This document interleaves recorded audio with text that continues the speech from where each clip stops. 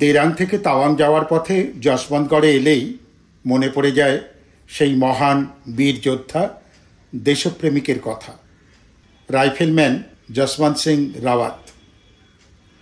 মেঘ, বৃষ্টি, তুষারপাত ইত্যাদির মধ্যে দিয়েই আমরা সেলাপাস থেকে 21 কিলোমিটার দূরে 10,000 ফুট উচ্চতার যশবন্তগড় ওয়ার মেমোরিয়ালে পৌঁছলাম। বৃষ্টি কমেছে, কিন্তু মেঘ আর বরফে ঢেকে আছে সর্বত্র, শুধু রাস্তাটুকু ছাড়া।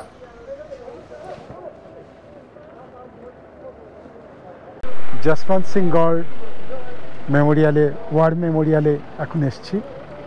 1962 সালে সেই যশবন্ত সিং যে 72 ঘন্টা যুদ্ধ করেছিল এবং সমস্ত তার সঙ্গী দলকে নিচে পাঠিয়ে একা সেখানে যেন অ্যাবান্ডান্ট, কেউ নেই, এইরকম একটা পজিশন দেখিয়ে তা সে একাই ওখানে লুকিয়েছিল। তারপরে সে যখন তারা মনে করেছে যে আমরা সব দখল নিয়ে নিয়েছি, তখন সে এক নাগারে গুলি চালিয়ে সবাইকে হত্যা করেছিল।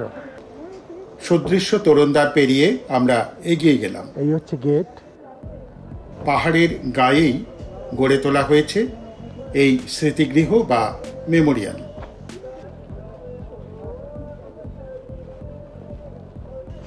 খোলা চত্বরের সামনেই রাইফেলধারী এক জওয়ানের প্রতীক মূর্তি। ধীরে ধীরে এগিয়ে গেলাম স্মৃতিসৌধের দিকে।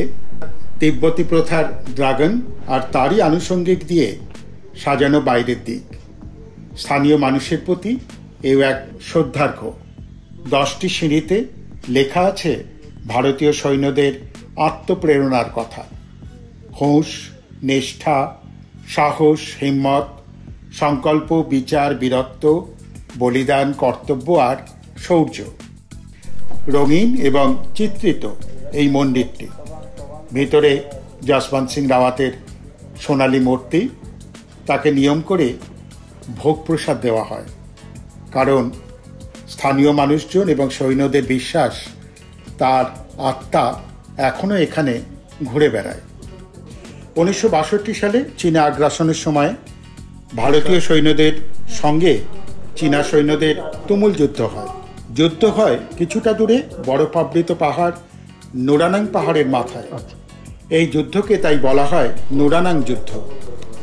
প্রস্তুতি কম থাকায় যখন ভারতীয় সেনারা প্রায় পর্যুদস্ত, তখন নিজের উদ্যোগে যশবন্ত সিং রাওয়াত রাইফেল হাতে গোপনে এগিয়ে যান। সঙ্গী হয় ল্যান্স নায়েক ত্রিলোক সিং নেগি আর রাইফেলম্যান গোপাল সিং গোসাই। রাওয়াত আর গোসাই আগুনের ব্যারিকেড তৈরি করে, আর নেগি গ্রেনেড ছোড়া দূরত্বে গিয়ে 5 চীনা সৈন্যকে খতম করে দেয়। ফলে চীনাদের মূল সংযোগটি নষ্ট হয়ে যায়। এদিকে গোসাই এবং নেগি মারা যান।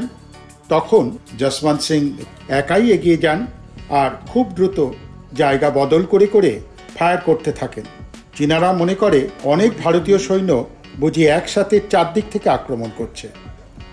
এইভাবে যতক্ষণ না পর্যন্ত চীনারা রাওয়াতকে আবিষ্কার করে, প্রায় 72 ঘন্টা এক টানা লড়াই করে সে চীনাদের হটিয়ে দিতে সক্ষম হয়। কিন্তু যখন তার রাইফেলের গুলি ফুরিয়ে যায়, তখন চীনাদের হাতে ধরা না দিয়ে তিনি নিজেই আত্মাহুতি দেন। আবহাওয়া সে অর্থে খুব খারাপ। এরপর গেলাম পাহাড়ের ওপর একটু পিছন দিকে মিউজিয়ামে। এই হলো মিউজিয়াম। এখানে 1962 যুদ্ধের ব্যবহৃত মেশিনগান সহ সমস্ত যুদ্ধাস্ত্র এবং পোশাক আশাক যেটুকু পাওয়া গেছে রাখা আছে। যে গাছটির আড়াল থেকে 17 নভেম্বর 1962-তে যশবন্ত সিং রাওয়াত নিজেকে আত্মাহুতি দেন, সেই গাছটিও এখানে রাখা আছে। সেনানায়কদের ছবি ও মূর্তিও সাজানো আছে। পাশে একটি সমাধিস্থলও আছে। প্রায় 1383 জন ভারতীয় সৈন্য সেই ইন্দোচীন যুদ্ধে মারা গিয়েছিলেন।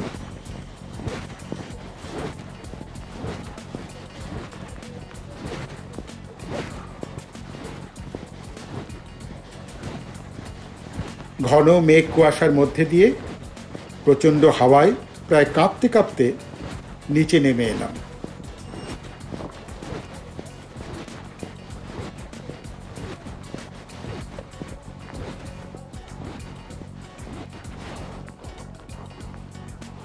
বাস এগিয়ে চলল পরের গন্তব্যে।